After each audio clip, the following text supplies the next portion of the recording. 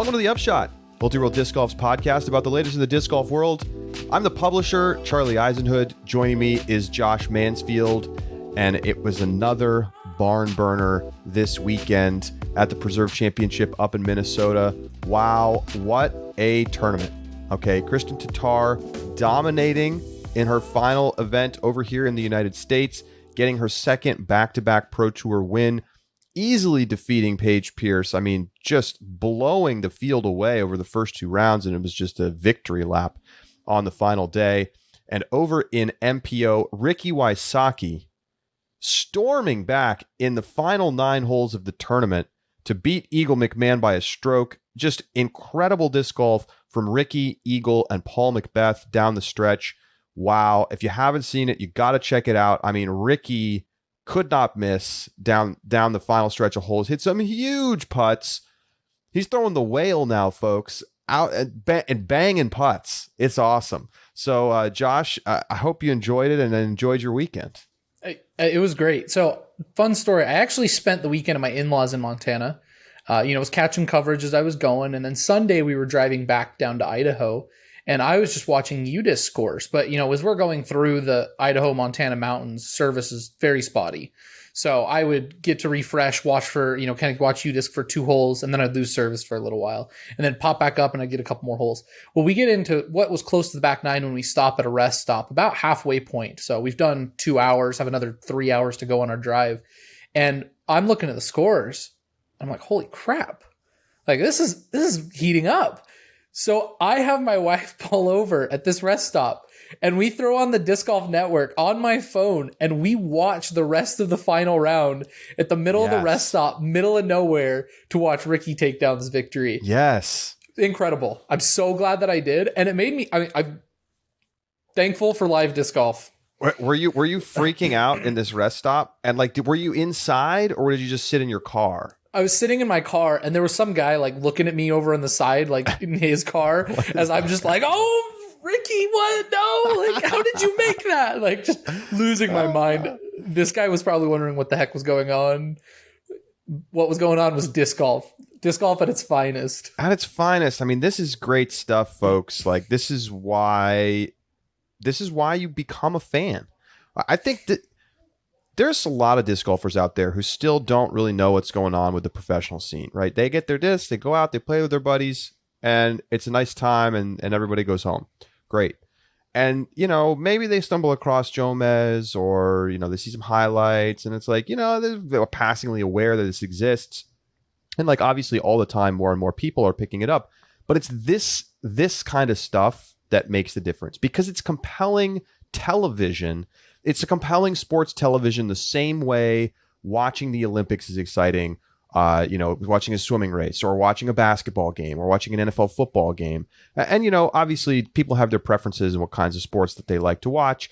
But, when Ricky Wysocki gets 8 birdies, including all of the last 7 in the back 9, including, multiple circle 2 putts along the way from 40 and 50 feet, and that's enough to win by a stroke.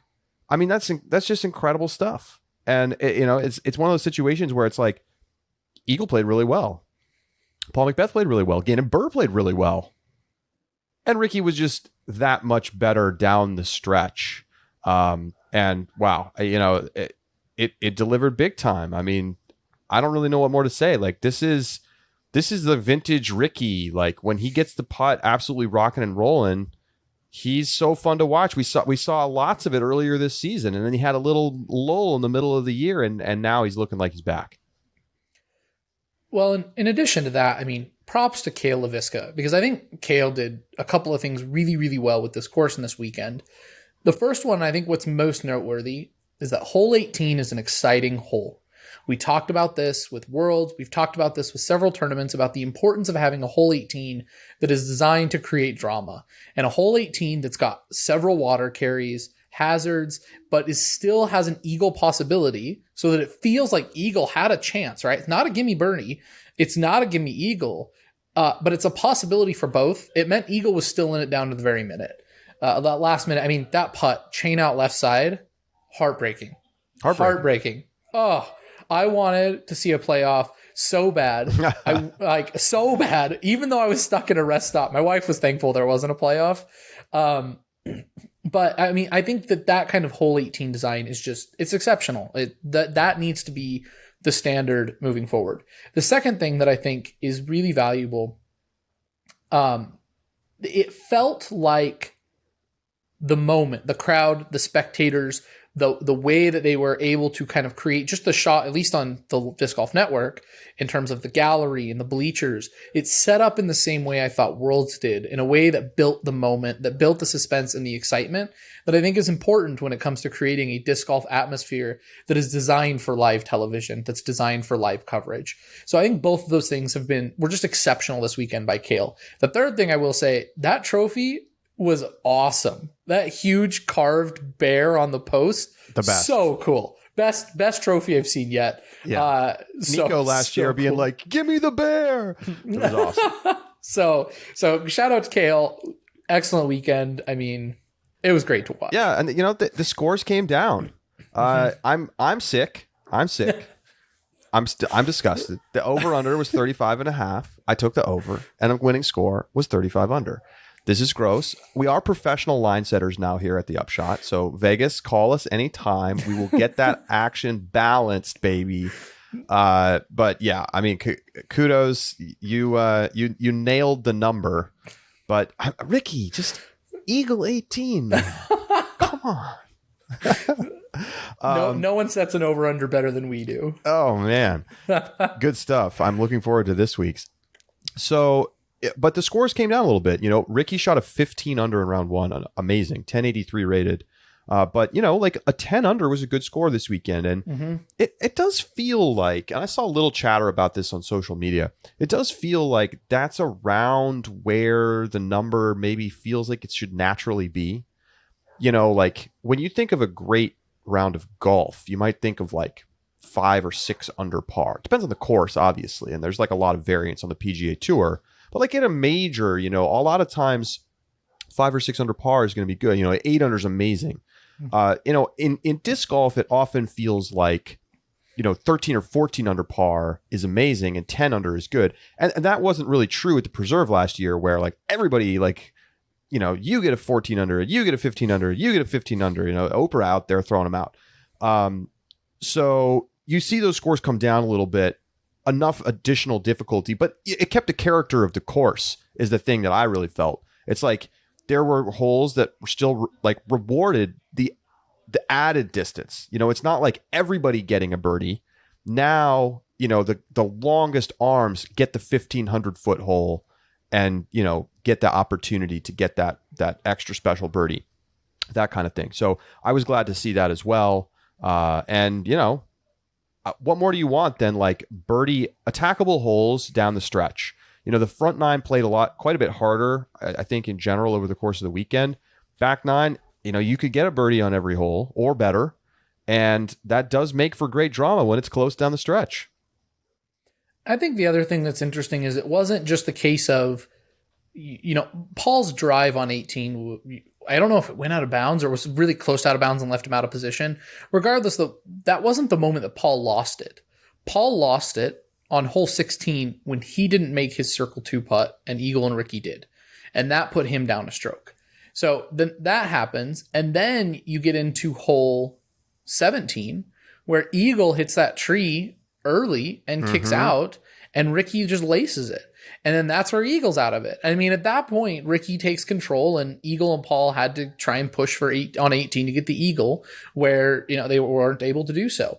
But it's noteworthy that it wasn't just a long drive that defined the finale. It was a circle 2 putt and a short technical hole that really were what broke Paul and Eagle and gave and set Ricky up for that opportunity. So even though the Preserve definitely, like you said, has its characteristics and I would say its personality even, there was enough, I think, variance and challenging of different skills that made it compelling disc golf. Yes. I mean, clearly the course has been upgraded quite a bit since last year. And I think, you know, we're now in the world where every year there will be an expectation that, you know, within the boundaries of the possibilities of the course, that changes will get made to improve things for the elite level competitors. just taking a quick look at the stats. Your tee to green leader this weekend was Paul McBeth, almost 20 strokes gained on the field, tee to green. Ricky in second place. You want to guess who had the best strokes gained putting in MPO, Josh? You know, I saw a Twitter, maybe it was Facebook, on the Facebook like disc golf debate group. They were talking about like who the best putter, some of the best putters on tour was, and the person who ended up being like the mystery guy, right, in like the top group was Gannon Buhr. So that's who my guess is going to be. Was Gannon Buhr the top putter? It's a great guess. He was number one. Okay. Almost a full 4 strokes more than anyone else in the field. Over the top of Colton Montgomery, over the top of James Conrad, over the top of Eagle. 10 strokes gained putting. Shot 94% from C1X and 44% from Circle 2. Whew.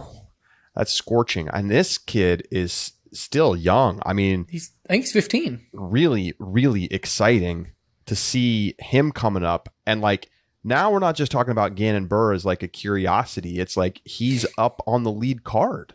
Crazy. I mean, the future of the sport is just going to be, I mean, we had Kyle Klein last week. We got Gannon Buhr this week. I mean, Kyle Klein played well again.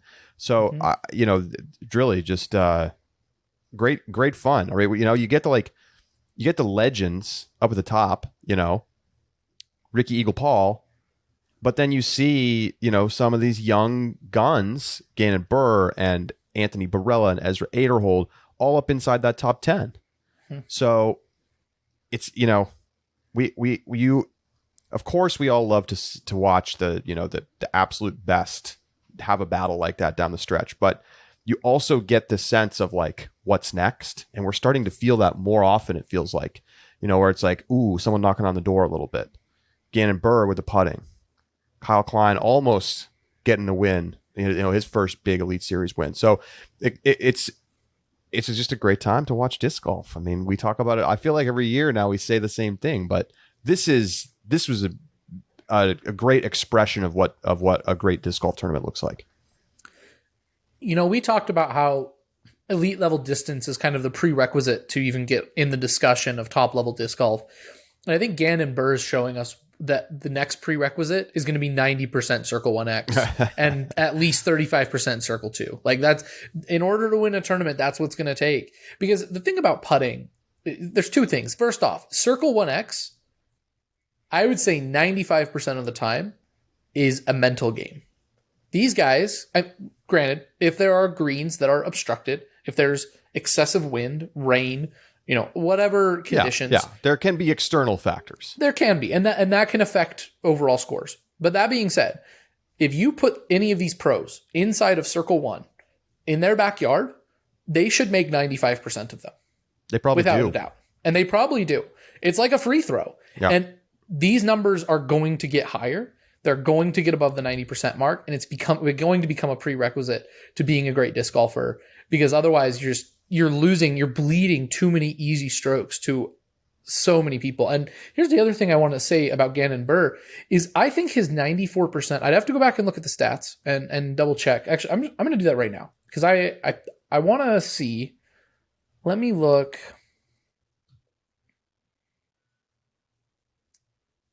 Okay, no, it was Circle 2. Okay. So on hole 17, and this is what I found remarkable, and commentators definitely highlighted this as well. 17, short technical hole, water behind it on the elevated basket.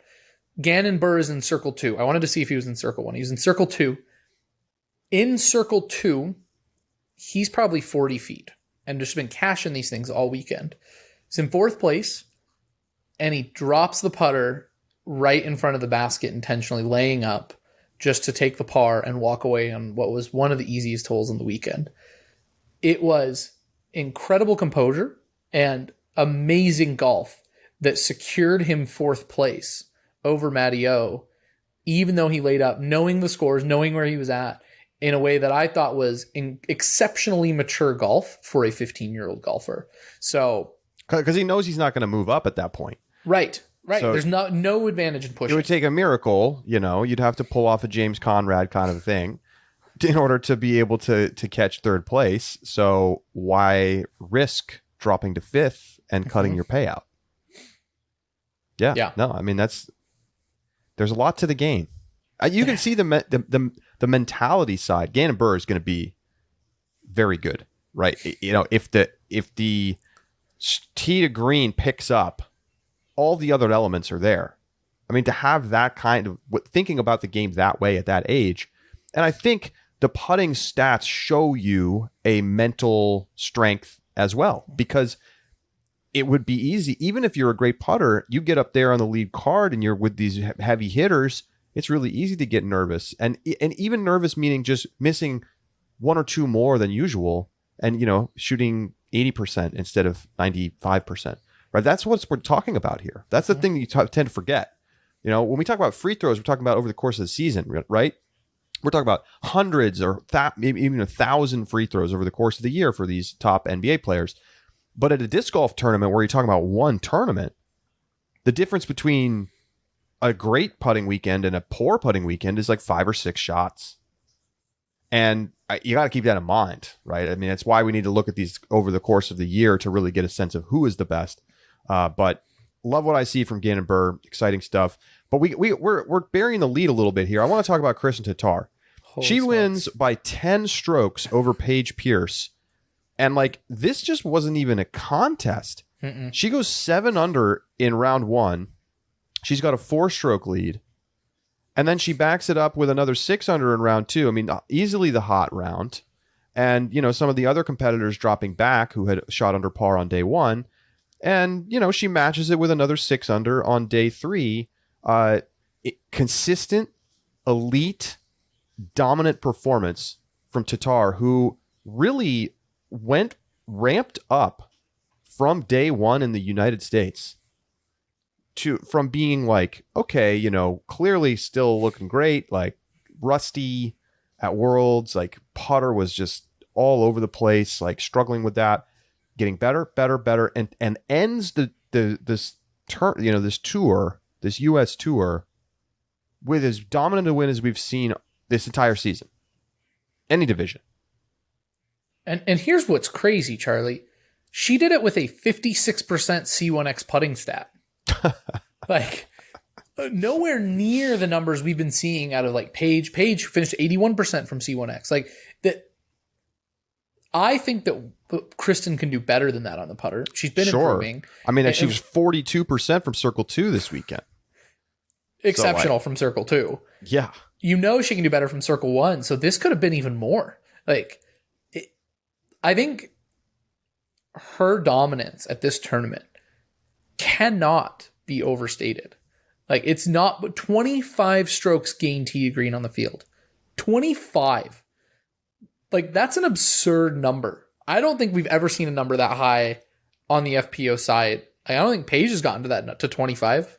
I would not. I wouldn't risk. I'd have to go back and look. Like don't quote me. Don't quote me on that. But no, your point is well taken. Crazy number.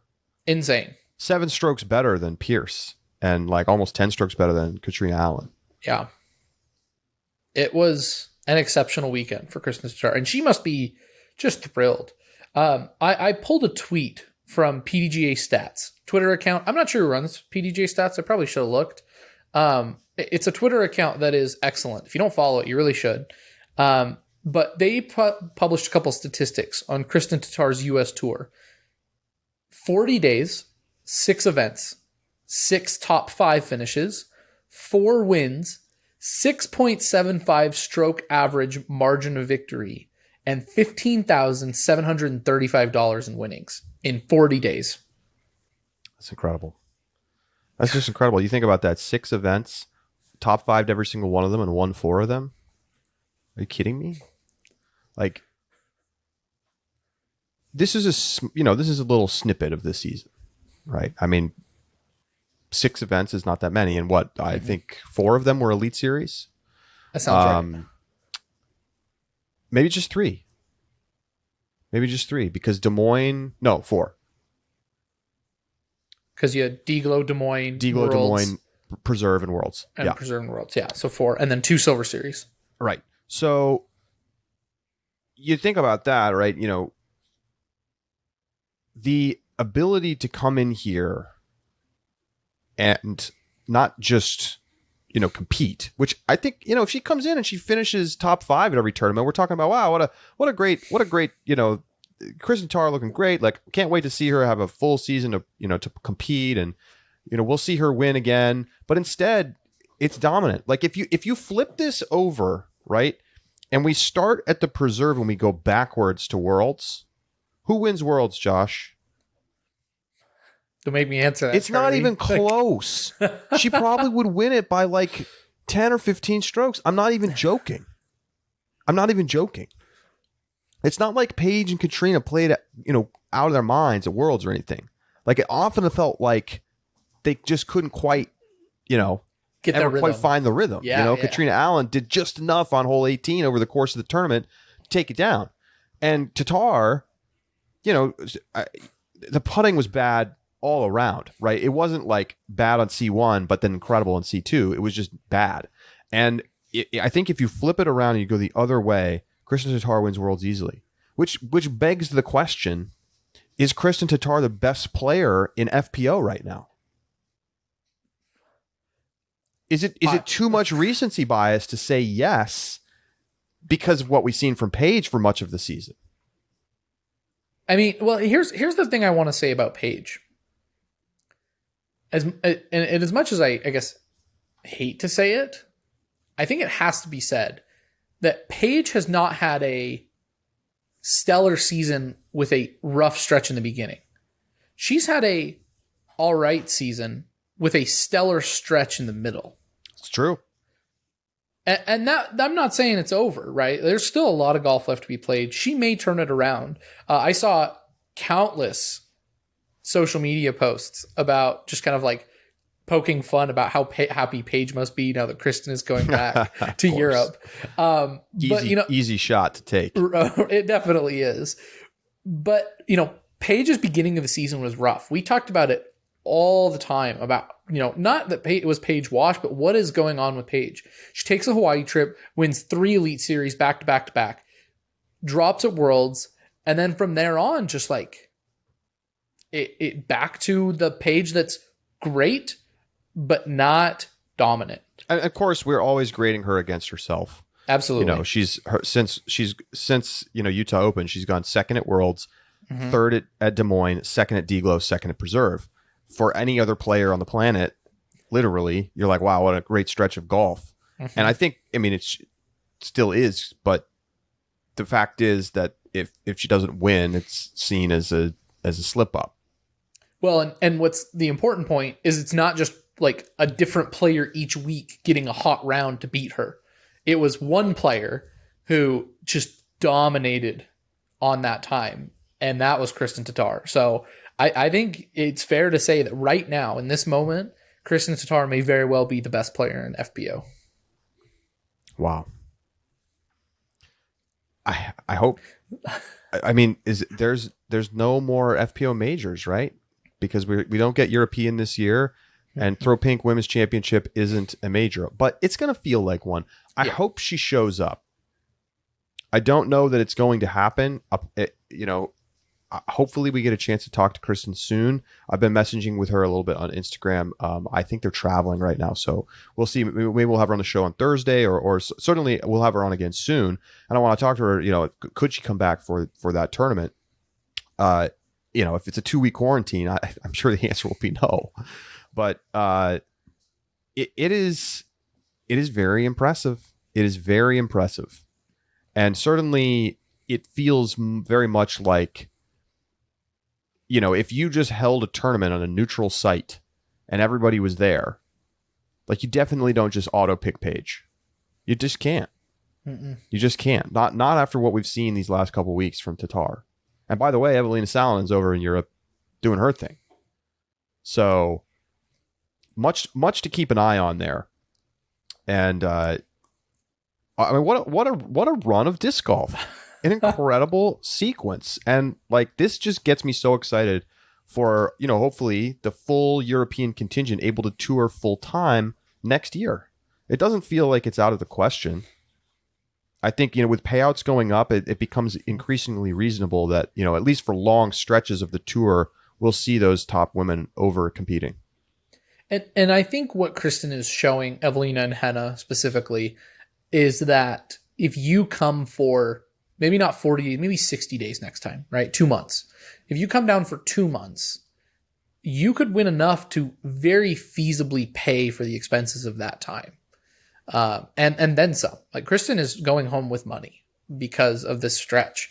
And so, and granted, if Evelina and Henna and, Paige is playing a touch better and Katrina's playing a touch better, do you win guaranteed that much? Maybe not, but with payouts increasing the way they are every year, like it is becoming more and more financially feasible, even if COVID restrictions require the quarantine period and limit the amount of time on tour that the European women can spend next year. I still think it's very much in the realm of, I'm gonna, if you talk about COVID restrictions in 2022, I don't want to hear that. I don't want to hear that. Sorry, Please. Charlie. But no, continue. I think that it's very much in the realm of possibilities that they at least come to a shortened tour, because it's just financially feasible for those top women right now to do so. And what an incredible place to be that we can say that. Yeah, totally. Paige Pierce finishing second place. Shot well in the second round. Okay. Or shot well in the final round. Okay in the second round, and just really not very good in the first round. Even par, and ending up shooting 6 under 2 days later. You can't. It's hard to come back. A lot of times it's like, oh, Paige can come back when she has a bad first round. Well, not when you're playing against Kristin Tattar. It's one thing if it's one of the other women on tour who's liable to regress to the mean. I mean, Kristin Tattar went 7.66, so you're already spotting her 7 strokes day one. It's almost over at that point. So what a great sequence, and looking forward to paying attention to what goes on over in Europe later this year as Tattar competes over on the other side of the pond. Kaylee King, 3rd place. Jessica Weiss, 4th place. Katrina Allen, 5th place. Names we've seen up at the top of the leaderboard. But, way off the pace. I mean, Haley King in 3rd, 14 strokes behind Tattar. What do you make of that? Like, is this just like we're seeing a different level of competitiveness at the top right now that it's difficult for these players to match? Or is this just Tattar having an epic weekend? I think it's a little bit of both. I think this was an exceptional weekend for Kristin Tattar. I was working on pulling up the PDGA stats because I'm curious about the round ratings. It was around 1,000 each round for Tattar. She went 1,001, 1,003, 997. Okay. So, I mean, just great rounds from Kristin Tattar. I think it's a little bit of a great weekend, but the other thing about it is that Kristin Tattar was just so consistent. Yeah. The 7.66 mark, that's what's exceptional. And the thing about it is, Haley King, Paige, Jessica, Katrina, they all have the capability to shoot one of those rounds. And I think all of them shot close to that on at least one round of their tournament. Right. Katrina's best was a 972. Jessica Weiss was actually consistent, but consistently lower. Haley King with a 987. I should have said Jessica Weiss's was a 965. Lot less variation. Paige's best final round, 997. So, all these women have rounds that are, I think, good enough that when strung together, we're talking about a close victory for Kristin Tattar.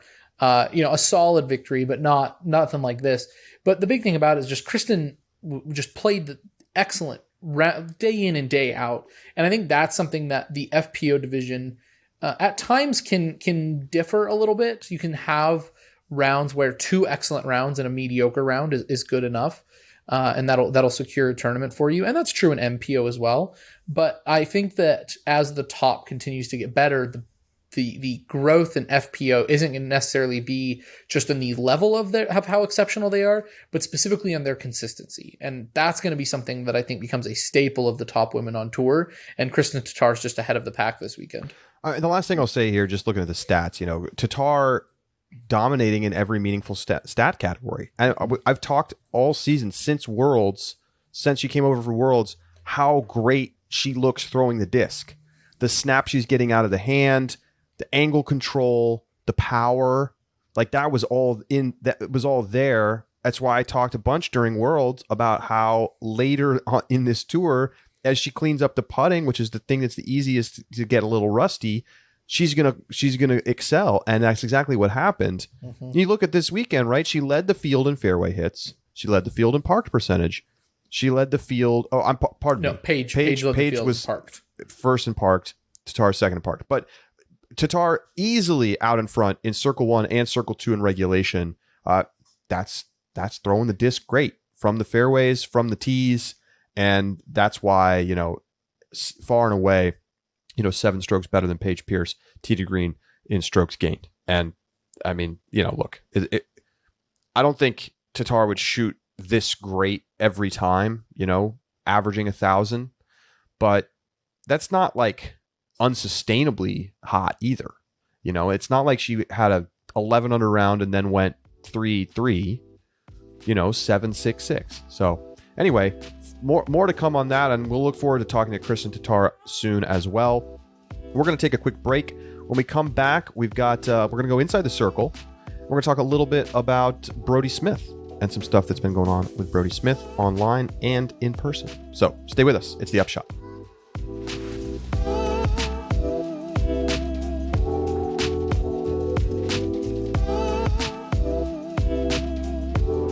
The Upshot is presented by Pound Disc Golf, makers of the best bags in the sport. Pound is consistently innovating.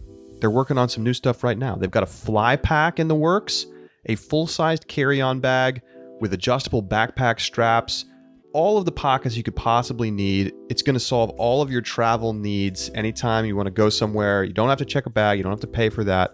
Just bring the fly pack. And how about the Rufus, the new smaller designed disc golf bag? It's the one I'm waiting for. They're in the works. Check out all the options that you can get right now at pounddiscgolf.com. Follow them on social media to see some of the things that they're working on.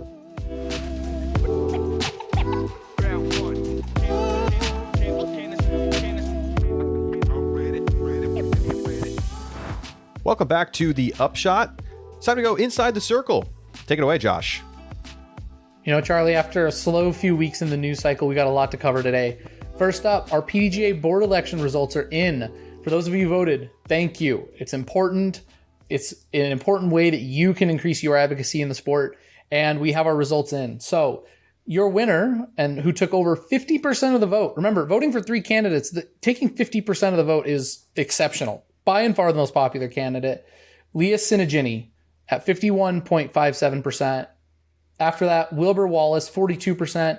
And David Schreff at 38%. Those are your new board members of the PDGA Board. Congratulations. Yeah. Well, how about this? I think this is very exciting. So about 20% of people voted. I voted. Did you vote? I voted. We both voted. Excellent. We should create Upshot stickers. Yeah. Yes. I voted PDGA Board elections. I mean, what you said is totally right. You know, people want to complain. It's easy to go on Twitter. Talk is cheap. Oh, PDGA this, PDGA that. No. Like, you want to create this organization represents you. Like, if you're a member and you play in tournaments, their job is to represent you. So you need to vote in order to have the people on the board that show the things that you care about. And I think it's incredibly exciting that Leah Sinigini got the most votes, because, you know, Leah is new to the sport. We've had her on the Upshot. She was on last year as part of our a segment we were talking about brand new players to the sport. She comes from the Ultimate Frisbee world. Outspoken, strong opinions, very much not like another, 25-year player, white guy from, the Midwest who has kind of the same opinions as everybody else in disc golf. Like, Leah is going to come in and have very much a different view on things. And I think it is awesome that not only did she get elected, but that she was the most popular candidate. And I think that shows you that people are looking for some change and some a bit of a newer direction from the PDGA. And other very good candidates here. I was particularly impressed with David Schreff. We don't do like endorsements here. I thought Schreff was very good, though. Has a lot of experience in marketing and sort of higher level business stuff in other sports and media. And I think that, we don't really need the board to be a bunch of disc golfers who just know disc golf and that's all they know. Like we're to the point, really, it's exciting, where the PDGA is going to get so big so fast that they need the experience of people from other industries to help them figure out how to manage that growth, because the board doesn't do all the day-to-day stuff, right? They're not like answering your emails.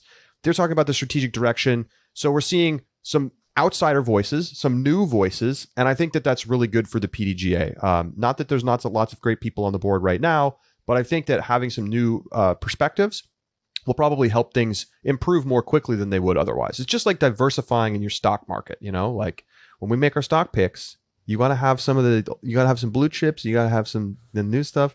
I'm not going to beat it to death. You get the point. Well, and I think the one other thing I want to add, last year, the resounding winner was Will Schustrick, most likely because of his name recognition inside of the sport. So for someone who, like Leah, who isn't necessarily riding on that same name recognition, but instead I think on very much the merits of her candidacy, I think it's fantastic to see, and I think it's healthy for the PDGA elections to go more in that direction, where those issues really felt first and foremost for Leah, as well as a lot of the other candidates, and I think it's a good way for the PDGA to go.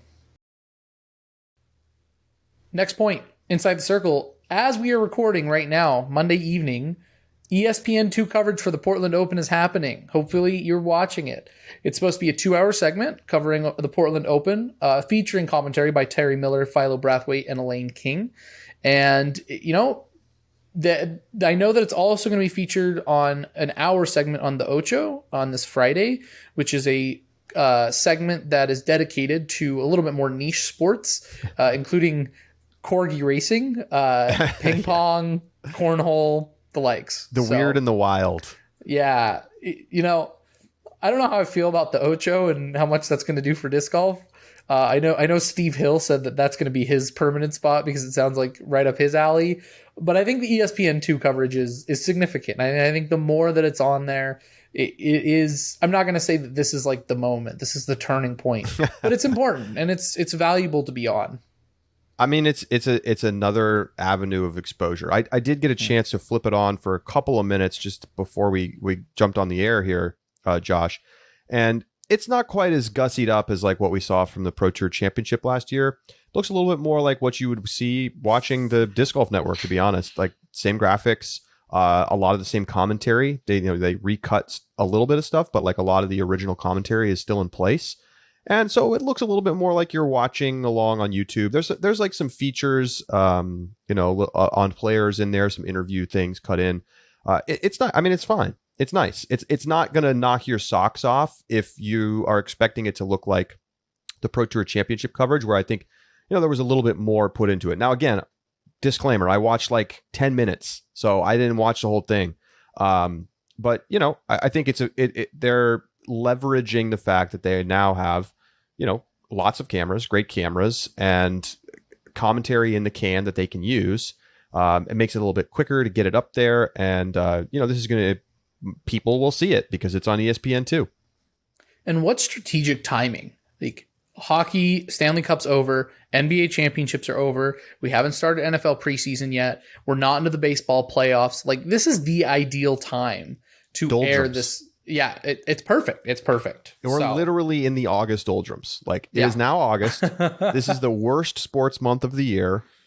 If you're San Francisco Giants fan, you're a little bit happy because you got Chris Bryant on the squad now.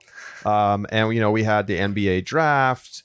But it's definitely you got to be a baseball fan right now, or disc golf, and maybe we'll get more of those fans. Last point inside the circle, the European Pro Tour continues with the Kuopio. Your guess is as good as mine. I'm going to do my best, to pronounce some Finnish names here. I apologize to anyone who I mispronounce. But we have Nicholas Antila, who took first place, Thomas Hitlanen in second place, and Jocko Konkare in third. Antila, we know a little bit. We hear a little bit of his name when he comes over to the United States. So that's definitely a noteworthy name. But I think the real, important points here for those of you who are fans of disc golf are on the FPO side. Evelina Salonen takes the win at 7 under par, shooting 1,005 rated round 1. So an excellent win. Henna Blomroos at 3 under par in second place. And then third place is Heidi Lane at +3. So, I mean, the European women that we've been talking about all year, who we wish desperately were over here with Kristin Tattar right now, still tearing it up in Europe. And you know, Finland is growing in disc golf.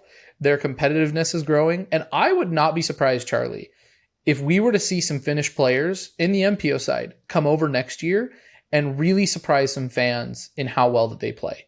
It's inevitable. The growth of the sport in Finland and of their player base is so fast that the level is eventually going to reach a point that I think we have far more competitive Finnish players in the MPO side. No question. I mean, and Nicholas Antila is, already on his way up there. He's 1027 rated, and he's won a couple tournaments in a row now. And I think it is just literally a matter of time. Like we're getting there soon.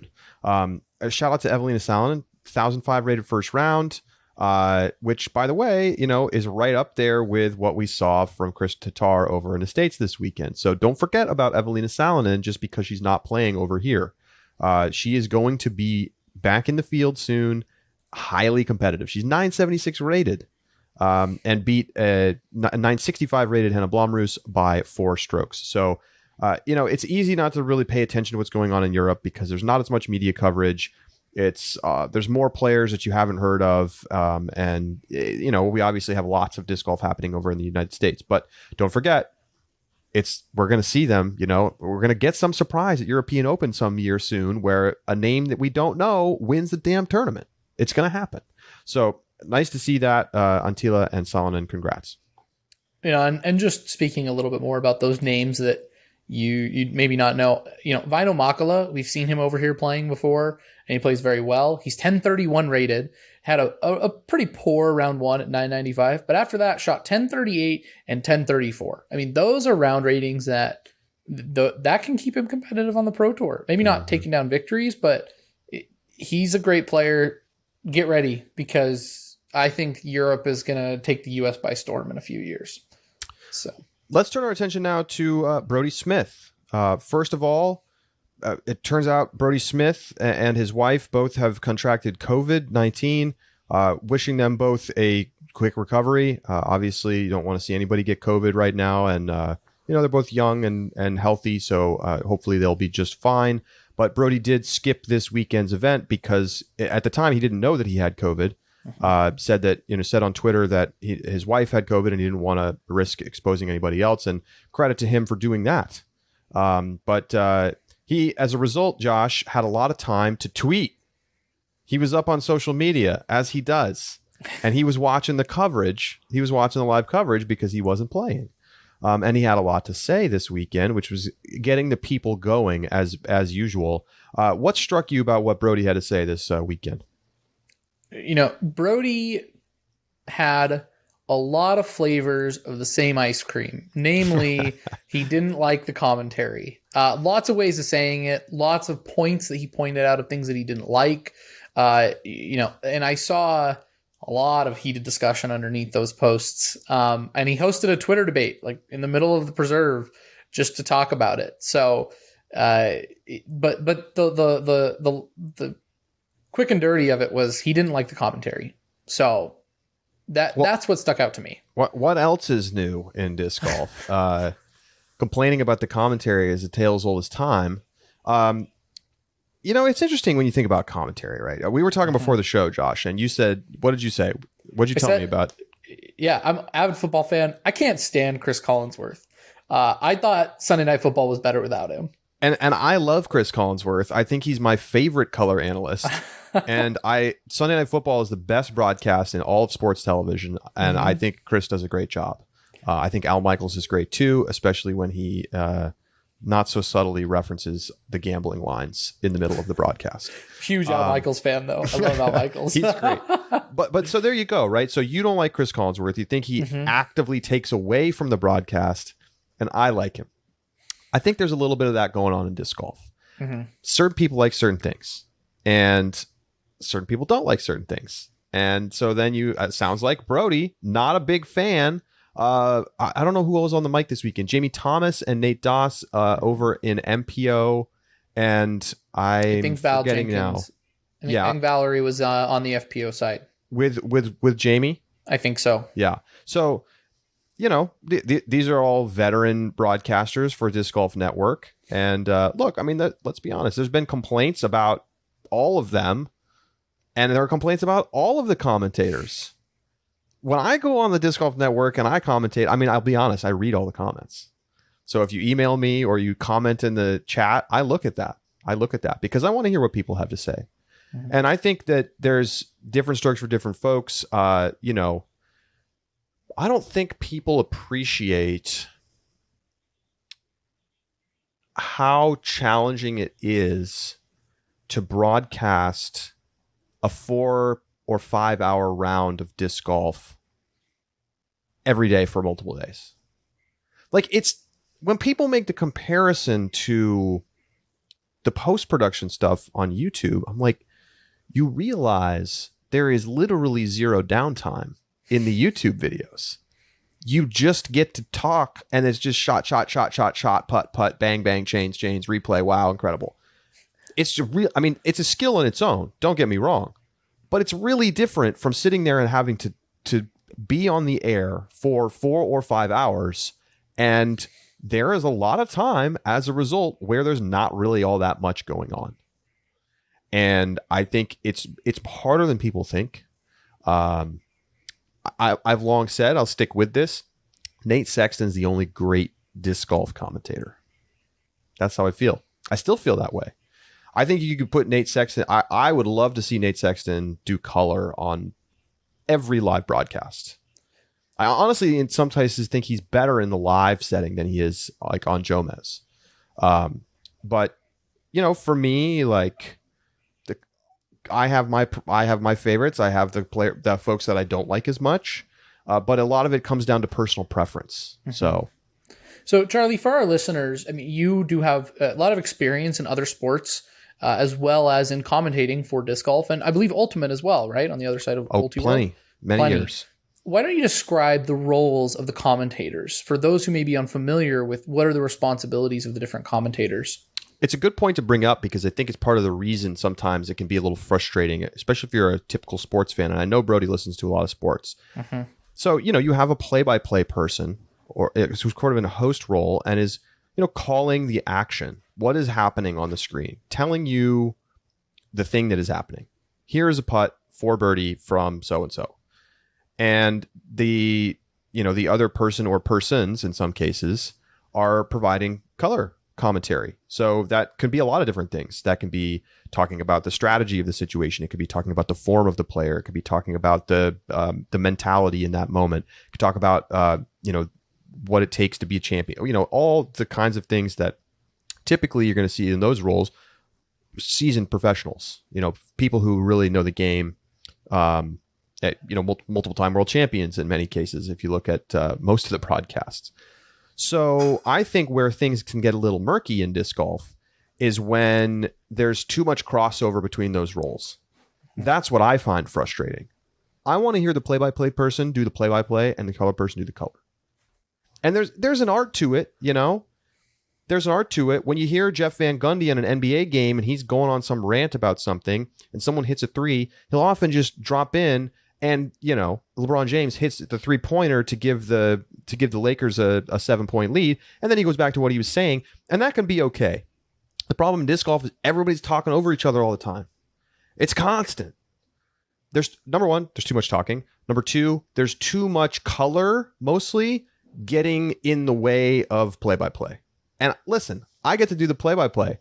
I don't want you walking on my toes. I'll be honest. Neither does no play-by-play person wants that. But it's not really about that. It's more about just the experience of watching. And like when there's too much crosstalk or the color person keeps jumping in and doing play-by-play, that's where I start to feel a little frustrated because it doesn't set up the moments as well as it could. And I think that speaks to something that I saw at, I think it was D-Glow, where I had the stream on in the background. I think I don't know if I was doing work or whatever I was doing. I just had it going, and there was a moment where I think it was Kevin Jones was going up to make a putt, circle 2 putt, and Terry Miller just stopped talking. And he stopped talking for a solid 10, 15 seconds. And about 5 seconds in, I had to look because I was like, is my stream frozen? Like, what's going on? And I looked down and I'm like, oh no, they're just quiet. And they let the moment and the kind of gravity of the moment speak for itself. And I think that's something else that, in this desire just to get your 2 cents in, to talk about the situation and the overlap and running over each other that's happening, is you don't give opportunities for the moment just to breathe and for the golf to take place. And so it was so notable. The silence was something that happened so rarely that I was like, shocked and very pleased that it did. So I think in addition to what you say, I think the big critique, not necessarily of any one commentator for myself, because I'm in the same way. I have some who I really enjoy their coverage, who I know you don't enjoy as much. And it really is personal preference.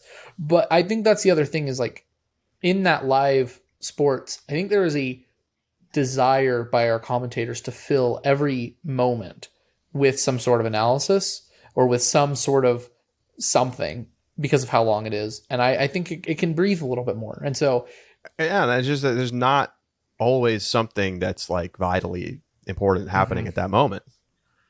Sometimes you just have a routine putt coming up. Yeah. And like, it's fine to just say this putt is for, this is for birdie. And then that's all you say. It's amazing. I once heard Scott Van Pelt talking about commentating on golf. Because, this is the first year I've done disc golf commentary. So I spent a lot of time preparing and thinking about how it should sound, because it's very different than calling ultimate frisbee or any other sport. And I was watching an interview with Scott Van Pelt, and he said, I love calling golf because it's the only sport where the less you say, the happier the producers are. They're in your ear just saying, oh, this is incredible. And you're just sitting there saying nothing. And I think that disc golf commentators could really take a page from that. To trust the viewer to understand what's happening. I mean, yes, you need to set it up. You need to give the gravity to it a little bit. But when it's very clear, like all you have to say sometimes is this putt from Paul Macbeth for the lead. That's it. We can all envision it. We can all see it. We can see him getting ready to line up the putt. You don't have to talk about how far it is, or just, sometimes Ricky Wysocki from 50 feet. And the silence is nice. You don't need the more than that. Trust the viewer to know that they're intelligent and that they can understand what's going on there. They're watching it, right? It's not radio. Imagine calling on the radio. Brutal. Tough. Anyway, that's a long digression. So I have two questions I want to ask you then, Charlie. So the first question, one flavor of Brodie's I hate commentating ice cream was he hates when people talk about the discs that are being used. Where do you fall on that debate? He's not, I know he's actively like, Ian Anderson, of course, is just incredible at knowing what is everyone's bag. And some people just love that stuff. I think he gets a list ahead of time. Yeah. I mean, he does the work and puts in the time to not only identify discs, but, talk to pros about what's in their bag that week and all that. So right. Credit to him for that. I mean, I that's not my style. Like, personally, I think it's weird. I'm actually with Brodie on this one. Okay. I think, you're not like, oh, here's Brooks Koepka pulling out his Titleist, PRX 32 7-iron. I mean, and I have no idea what even he uses, but you get the idea. Like, to some extent, that's the same thing that we do in disc golf, and we've sort of normalized it. It's kind of weird. I personally feel like you shouldn't be sort of quasi-advertising for brands during the broadcast, and it should be more about like what kind of is it an overstable fairway driver? Is it an understable putter? Talking more about those elements and talking about things like angle and identifying the flight path and talking about what you're seeing with the flight path. I prefer to just, it's a driver, or it's an overstable driver, maybe you have a little bit more, but we don't need to go through the flight numbers, right? So I that's just me. So I'm going to disagree a little bit. Okay. I think it can be done too much. I think if every shot I know what shot their disc they're throwing, I think it's too much. But at the beginning of this show, when we talked about Ricky, you said, and Ricky did it with the whale. Like, yes, I did. That's significant because he is he putts with the KC Pro AVRs, as does everyone at Innova, right? Like, or almost everyone. It's just, that's what the pros putt with from Innova. So for Ricky to switch to this whale that, I don't know if you've ever seen it. I'm pretty sure I could eat cereal out of that thing. It is so deep. But for Ricky to switch to that and then to have a breakout Circle 2 putting weekend, like, that's noteworthy. And I think that's something that's noteworthy for the commentary as well. And I would like to know that. And I'm like happy that was something that was discussed. I definitely think it can be done too much. But I almost wonder, what would you think of, and this is just complete spitballing, but what would you think of an in the bag list published next to the player introduction? Jomez does their Grip 6 profile. What if they just stuck up an in the bag? Here's what Eagles throwing this weekend. And then after that, just didn't mention it nearly as much. Is that still too quasi-advertising? It's an interesting idea. I mean, it does feel that way to me. Okay. It's a weird thing, though, because, like, I get it. In disc golf, it's not just a fairway driver. Mm-mm. Like, there's obviously different flavors of fairway driver. Even with the same speeds, you may get different feel from different discs from different manufacturers. Right. So there is an element of like, oh, wow, like that disc seems to be flying well. I'd love to know what that one is. I think ideally, if you were going to find a way to integrate it into the broadcast, it would be as a graphic that pops up. And it's so hard. Like, I think I saw Jomez doing that maybe at Worlds, popping up like the disc in the graphic. That's really nice, but that's with post-production where you can literally write down what was thrown for every shot, and then you can type it in and you do the whole thing. To do that in real time is basically impossible right now. It would be very cool. I don't know. I find it to be a tricky subject because there is like some intrigue there, but it feels to me like it's almost a little too heavy-handed just in general, the way disc golfers talk about the brands that players are throwing. And like, obviously the brands love that, and that's why we have many million-dollar companies in the sport, but it gets to be a little much. I agree. As it is now, I think it is a little much. So my second question, unrelated to this, but unrelated to the question of disc selection, but Brodie, then I saw a response who said, well, what is your solution, Brodie? What do you want to see change in order to make commentary better? So I guess the final question I think we should talk about is, what are some of our solutions? What did he say? I didn't see a response from Brodie. I'd have to go back and look. He might have. At that time, he had not. One of the proposed solutions, though, that I think was valuable was to literally, and I think they said like a communication specialist, but I think you should reach out and see if you could pay someone in golf, a producer, a commentary, someone who coached said commentary person, commentator, I guess is the word we would use, whatever. Anyway, find those people and see if you can hire them for a coaching session, right? Go through the production of a Disc Golf Network production and critique and give constructive criticism, as much as Twitter tries to do so and fails. The things that those commentators can improve on and work on in order to better define what the commentary role is. I think that's an excellent solution. Totally agree. That is the first step. Do you have any other thoughts? Any other solutions that you would propose? I mean, keep trying new people in the job, to be honest. I think, there's a lot of broadcasts. There's a lot of opportunities. The same people get all the gigs right now. Sure. And that's not to say that they're not doing a good job, but, you don't know you have a Nate Sexton type until you give him a shot. Like, there's a lot of really, really good players who would never make a good commentator. Mm-hmm. And there's a lot of players who maybe aren't the greatest players on tour who could be incredible commentators. But you don't know unless you give them a shot. And I don't really know. It's hard. Like, if you're the Disc Golf Network, you don't want to like just throw some, randos onto the stream. But I do think that that's another thing to try, is just like, are you sure you found the right people yet? Mm-hmm. And like, there's so many broadcasts, like there's room for multiple analysts and play-by-play people over the course of the season. And I think they're doing that more this year. But but I do think that the people who are doing it now should be working to get feedback, hear feedback from whether that's the producers or just the people on social media. Mm-hmm. You know, I go read the comments.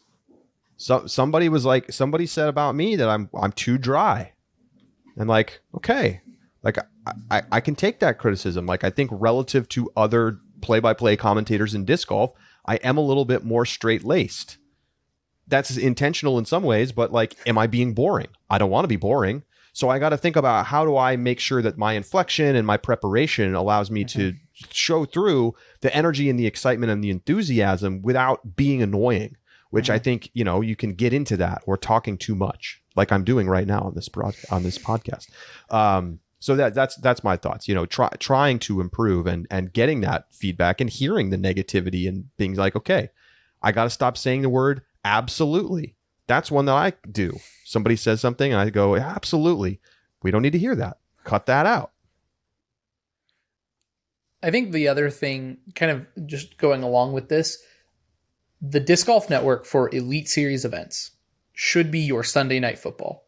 It should be the tested and best for those who do commentary. It needs to be your Chris Collinsworth, Al Michaels, who are just exceptional commentators. My feelings about Chris Collinsworth aside, I mean, Tony Romo, is that your guy?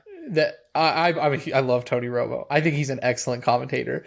Al Michaels is my guy. Like, I think Al Michaels is just the cream of the crop in my opinion. But, you know, I think that pick your two, make this their gig, make it so that this is what they do, and make it their job, and get two commentators who become excellent at it.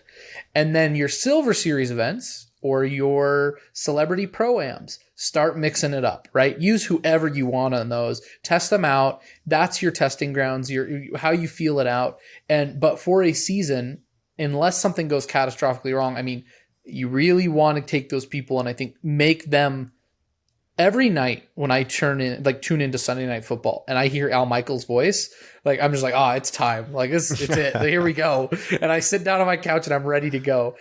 The Disc Golf Network needs to establish a sort of rhythm in that same way. And so it means finding who's successful. Do you agree with me there? Or do you think that for a season long, that's too long for two or three commentators? It's impossible right now. You think it's impossible? Okay. I mean, it's just,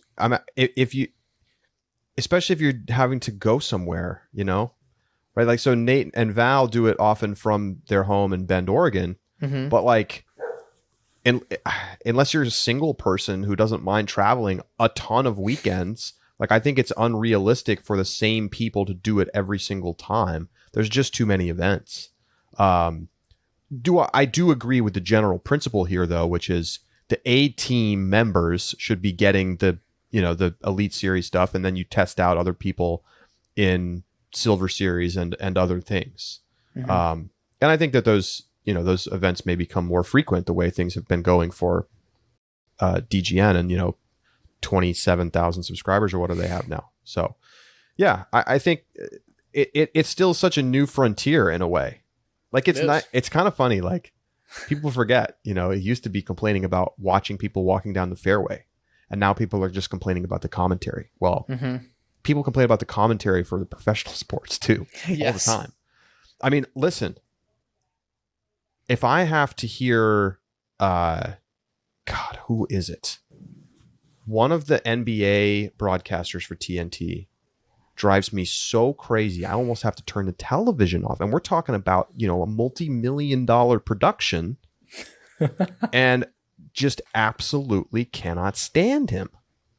And I think it's much worse than any of the disc golf commentators. Much worse. So it's part of the game. Welcome to sports. Welcome to sports. And now we complain about that instead of like, I can't see, the stream is not working. So anyway, more to come. Our show coming up on Thursday. We're going to get you ready for Ledgestone. 4-round event starts on Thursday. So Thursday morning, bright and early, get up, listen to the podcast, and then you can get ready for the live broadcast later in the day. I will be with Val Jenkins, in fact, out in Bend, commentating for Ledgestone this week. So looking forward to that, and having you all join up and listen in. And we're going to have some interviews as well, so stay tuned for our show coming up on Thursday. Thanks for tuning in. This is The Upshot.